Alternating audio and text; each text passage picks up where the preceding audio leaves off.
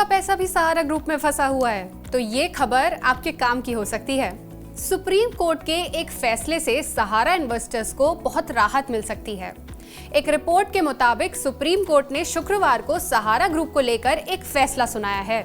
इस फैसले में कोऑपरेटिव सोसाइटीज के जमाकर्ताओं का बकाया चुकाने के लिए सेबी के पास जमा अकाउंट में से 5,000 करोड़ रुपए जारी करने का आदेश दे दिया है।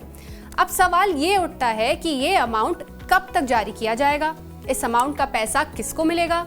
इन सभी सवालों के जवाब आपको आगे इस वीडियो में मिलेंगे। नमस्कार, मैं हूं सलोनी त्यागी और आप देख रहे हैं मनी 9। सबसे पहले हम सुप्रीम कोर्ट के इस फैसले पर नजर डाल लेते हैं। जस्टिस सूर्यकांत और जस्टिस जॉय माल्या बागची की बेंच ने सॉलिसिटर जनरल तुषार मेहता की दलीलें सुनने के बाद केंद्र सरकार के उस आवेदन को मंजूरी दी जिसमें सेबी सहारा रिफंड फंड में जमा अमाउंट से डिपॉजिटर्स को पेमेंट करने की रिक्वेस्ट की गई थी। साथ ही इन्वेस्टर्स को पेमेंट जारी करने का समय सीमा 31 दिसंबर 2026 तक बढ़ा दी गई है। इसके जरिए मार्च 2023 के आदेश और हाल के आदेशों, इन दोनों के जरिए जारी की गई अमाउंट को कवर किया जाएगा। सुप्रीम कोर्ट के इसी फैसले के साथ सेबी में जमा 24,000 करोड़ रुपए में से 5,000 करोड़ रुपए बांटे जाने से इन्वेस्टर्स को कुछ हद तक राहत जरूर मिलेगी। हालांकि सेबी के वकील ने इस ऑर्डर को सोमवार तक रोकने का समय मांगा, लेकिन कोर्ट ने साफ इनकार कर दिया। अब सबसे बड़ा सवाल ये है कि किसके अकाउंट में कितने पैसे रिफंड किए जाएंगे। तो बेंच ने फैसला सुनाते हुए मार्च 2023 का हवाला दिया, जिसमें एक कोऑर्डिनेशन बेंच ने इसी तरह से 5,000 करोड़ रुपए जारी करने का इंस्ट्रक्शन दिया था।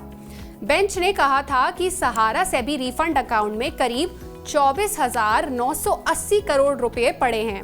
वहीं इससे पहले भी कुछ पैसे रिफंड किए जा चुके हैं, लेकिन प्रोसेस स्लो होने से लाखों डिपॉजिटर्स के पैसे अटके हुए हैं। रिपोर्ट के मुताबिक 5,000 करोड़ रुपए जारी करने का ये नया आदेश खासतौर पर कोऑपरेटिव सोसाइटी डिपॉजिटर्स के लिए है। ये एक हफ्ते के अंदर सुप्रीम कोर्ट के ex justice R Subhash Reddy की देखरेख में और कोर्ट के मार्च 2023 के आदेश में मेंशन तरीके से किया जाना चाहिए, जिनके दावों का अरेंजमेंट कोऑपरेटिव सोसाइटीज के सेंट्रल रजिस्ट्रार के जरिए किया जाएगा। सुप्रीम कोर्ट ने यह साफ तौर पर कहा है कि रिपोर्ट के आधार पर ही अमाउंट रिफंड किया जाएगा और इस रीपेमेंट प्रोसेस के लिए एक रोड मैप भी तैयार किया जाएगा।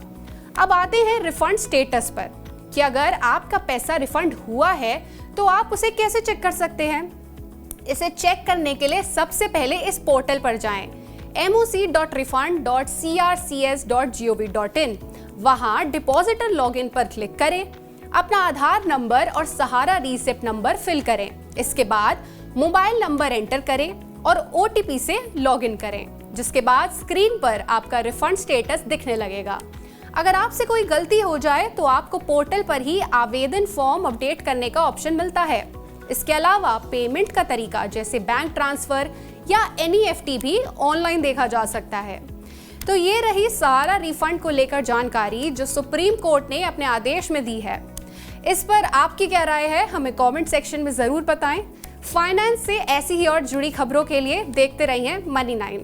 ग्लोबल संकेतों के दम पर कैसे खुलेंगे हमारे बाजार, क्या कह रही हैं खबरें और ब्रोकरी रिपोर्ट्स, किन शेयरों में बनेगा पैसा, बाजार खुलने के बाद क्या खरीदें, किन शेयरों को करें पोर्टफोलियो से बाहर, कैसा रहा बाजार का दिन भर का कारोबार, कैसे तैयार करें कल के बाजार की स्ट्रैटेजी। इन सब सवालों के जवाब जानिए मेरे साथ ओपनिंग बज और क्लोजिंग बज में इन वक्त पर सिर्फ मनी 9।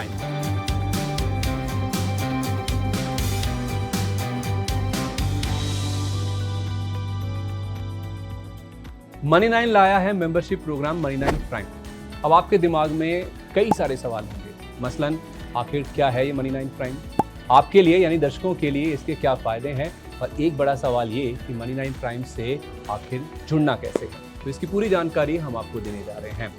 मनी 9 प्राइम में 3 प्लान होंगे, इकोनॉमी, स्टैंडर्ड और VIP। तो फटाफट ज्वाइन कीजिए YouTube पर मनी 9 प्राइम। ज्वाइन करने के लिए मनी 9 के YouTube पेज पर जाइए, होम पेज पर मिलेगा ज्वाइन बटन, इसे क्लिक करें, अपनी पसंद का प्लान चुनें और बस हो गया, अब आप रहेंगे सबसे आगे।